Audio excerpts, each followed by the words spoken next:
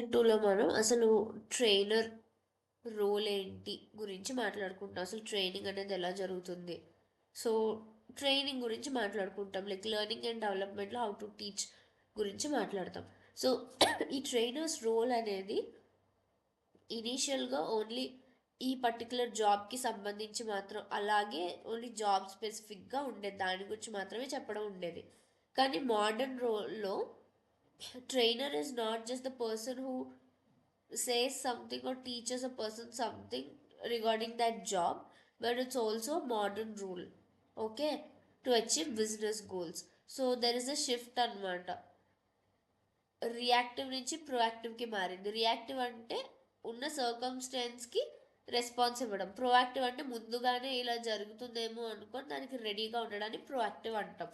So future నీడ్స్కి సంబంధించి వాటిని దృష్టిలో పెట్టుకొని ఇది చేయడం. ఆ షిఫ్ట్ అనేది ట్రైనర్స్ రోల్లో ప్రెజెంట్ కనిపిస్తుంది. సో మెయిన్గా కీ ట్రెండ్ ఏంటి అంటే పర్ఫార్మెన్స్ మేనేజ్మెంట్ని, లీడర్షిప్ డెవలప్మెంట్ని, ఆర్గనైజేషనల్ చేంజ్ని, ఈ మూడింటిని ఇంటిగ్రేట్ చేసుకుంటూ కలుపుకుంటూ ఓకే ముందుకు వెళ్ళడం అనేది ట్రైనర్స్ రోల్లో ఒక పార్ట్ అయిపోయింది present. So trainer is responsible for performance management, for leadership development and organizational change. Clear? Next, strategic training and development process. So strategic training and development process lo we have 5 steps. Okay, so ఈ process is always a continuous cycle. So first of all ఈ ప్రాసెస్లో ఏం చేస్తాము అంటే business strategy ఏంటి, నేను దేనికి సంబంధించి ట్రైనింగ్ ఇవ్వాలి అనేది ఫిక్స్ అవుతావు. అసలు ట్రైనింగ్ ఎందుకు ఇవ్వాలి? నా ఆర్గనైజేషనల్ గోల్ని రీచ్ అవ్వడానికి. సో నేను ఏం ట్రైనింగ్ ఇస్తే నా ఆర్గనైజేషనల్ గోల్ రీచ్ అవ్వడానికి ఉంటుంది అనేది ఫిక్స్ చేసుకుంటాం. ఆ తర్వాత దేని మీద ట్రైనింగ్ ఇవ్వాలి, అసలు గ్యాప్స్ ఎక్కడ ఉన్నాయి, ఎక్కడ ల్యాగ్ అవుతున్నాం అనేది చూసుకుంటాం.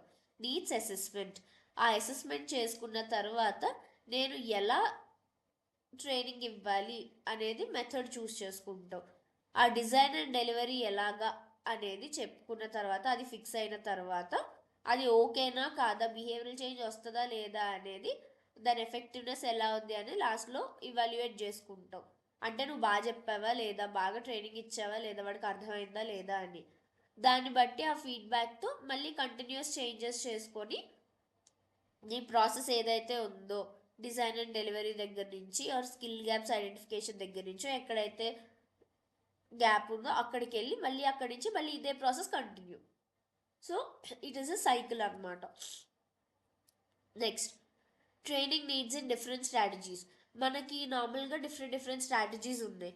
సో గ్రోత్ స్ట్రాటజీ అంటే ఒక కంపెనీ, కొత్తగా పెట్టిన కంపెనీ స్కేలప్ అవుతుంది, అప్పుడు నువ్వు దేనిలో ట్రైనింగ్ ఇవ్వాలి, ఇన్నోవేషన్ మీద, ఎక్కువ మందిని తీసుకోవడంలో, ఆన్బోర్డింగ్ మీద అండ్ లీడర్షిప్ మీద ఎంఫసిస్ చేయాలి. వన్స్ దానికి ఒక స్టేజ్ వచ్చేసింది, ఇప్పుడు అది సాచురేషన్ స్టేజ్లో ఉంది, ఒక స్టేబుల్గా ఉంది, అప్పుడు ఎఫిషియన్సీ ఎలా పెంచాలి, స్కిల్ని ఎలా మెయింటైన్ చేయాలి, రిటెన్షన్, అట్రిషన్ని కంట్రోల్ చేయడం, ఇలాంటి వాటి మీద ఫోకస్ చేస్తాం, దాని మీద ట్రైనింగ్ ఇస్తాం. రిట్రెంచ్మెంట్ స్ట్రాటజీ, ఓకే, అంటే ఆల్రెడీ కంపెనీ లాసెస్లోకి వెళ్తుంది అనుకున్నప్పుడు రీస్కిల్లింగ్, ఉన్న వాళ్ళకి వేరే టెక్నాలజీస్ కూడా నేర్పించడం, ఇంప్రూవ్ చేయడం, కమాన్ వీ కెన్ డూ దిస్ అని చెప్పి వాళ్ళని మోటివేట్ చేయడం, వీటి మీద ఉంటుంది, వీటి మీద ఫోకస్ చేస్తాం యాజ్ అ ట్రైనర్. ఓకే, ఇప్పుడు నీ కంపెనీ బాగా పర్ఫామ్ చేసి ఇంటర్నేషనల్ అయ్యింది, ఇప్పుడు కల్చరల్ సెన్సిటివిటీ, ఎంఎన్సీ అయిన తర్వాత పక్క దేశం వాడి కల్చర్ని మనం అర్థం చేసుకొని, వాడు ఏదో ఇప్పుడు జర్మన్ వాడు ఉన్నాడు అనుకో, వాడు మనలాగా అయ్యో పాప అనేం ఫీల్ అవడు, ఉన్నాడు మొహమ్మే చెప్తాడు, ఓకే, నో ఫిల్టర్ నథింగ్. దాన్ని మన వాళ్ళు హట్ అయిపోతారు. అలా కాకుండా ఓకే వాడు అంతే కదా అని చెప్పి మనం అర్థం చేసుకొని అక్కడ వర్క్ మీద ఫోకస్ చేసి, వాడు అనే మాట కంటే ముందు దాని మీనింగ్ మీద ఫోకస్ చేసి వర్క్ బాగా అయ్యేలాగా చూడాలి. లాంగ్వేజ్ ట్రైన్ చేసి, వర్చువల్ కొలాబరేషన్స్, వీటి మీద ఫోకస్ చేస్తాం, వీటి మీద ట్రైనింగ్స్ ఉంటాయి. ఓకే, సో డిఫరెంట్ స్ట్రాటజీస్లో ఈ ప్లేసెస్లో ట్రైనింగ్ కావాల్సి ఉంటుంది. Next, models of training. ఈ మోడల్స్ ఆఫ్ ట్రైనింగ్లో డిఫరెంట్ మెథడ్స్ ఉన్నాయి. సెంట్రలైజ్ మెథడ్ అంటే ఓన్లీ వన్ డిపార్ట్మెంట్ అందరు ట్రైనింగ్ అదే చూసుకుంటుంది. డీసెంట్రలైజ్డ్ అంటే సేల్స్ డిపార్ట్మెంట్ వాడు ట్రైనింగ్ సేల్స్ వాడు చూసుకుంటాడు, హెచ్ఆర్ వాడు ట్రైనింగ్ హెచ్ఆర్ వాడు చూసుకుంటాడు, ఫైనాన్స్ వాడు ట్రైనింగ్ ఫైనాన్స్ వాడు చూసుకుంటాడు, అలా ఎవరిది వాడు.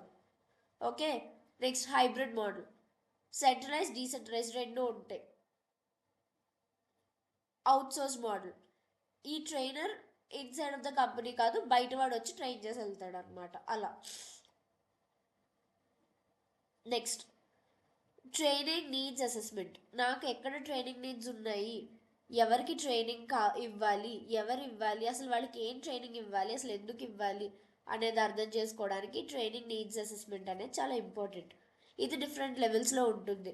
ఆర్గనైజేషన్ లెవెల్లో ఆర్గనైజేషన్ అనాలిసిస్ చేసుకుంటాను నేను, నా గోల్స్తో నా ట్రైనింగ్ అలైన్ అవుతుందా లేదా.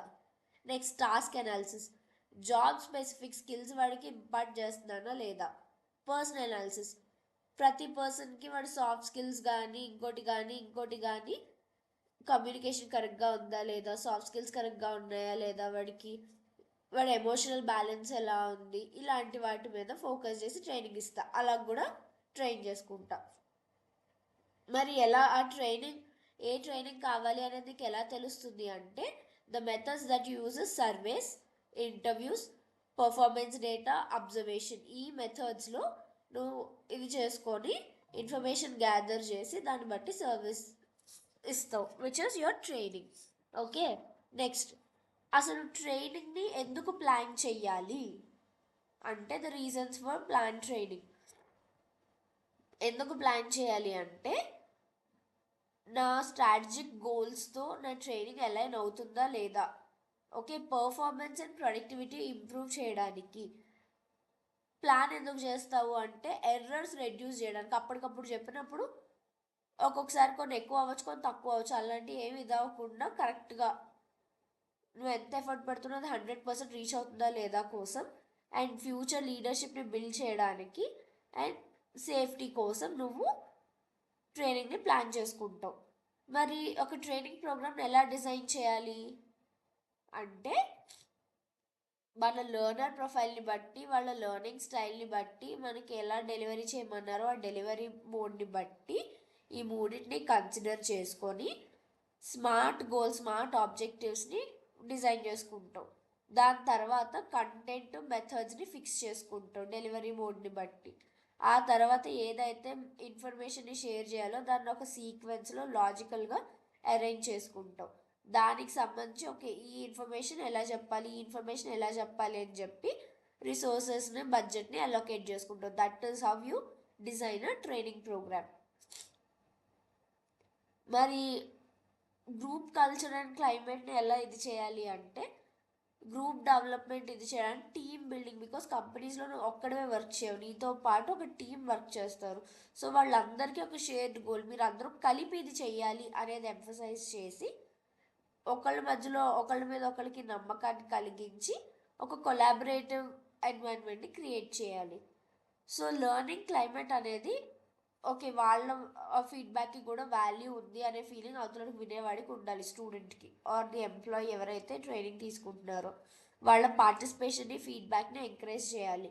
అండ్ వాడు తప్పు చేస్తే అందరు తిడతారేమో, తక్కువగా చూస్తారేమో అనే ఫీలింగ్ ఏదైతే ఉంటుందో దాన్ని దూరం చేయాలి. Next we have trainers and training styles. ఇది ఇంపార్టెంట్ క్వశ్చన్. ఈ ట్రైనర్స్ రోల్ ఎలా ఉంటుంది అంటే, వాడు ఒక facilitator, he's a coach, he's a subject expert.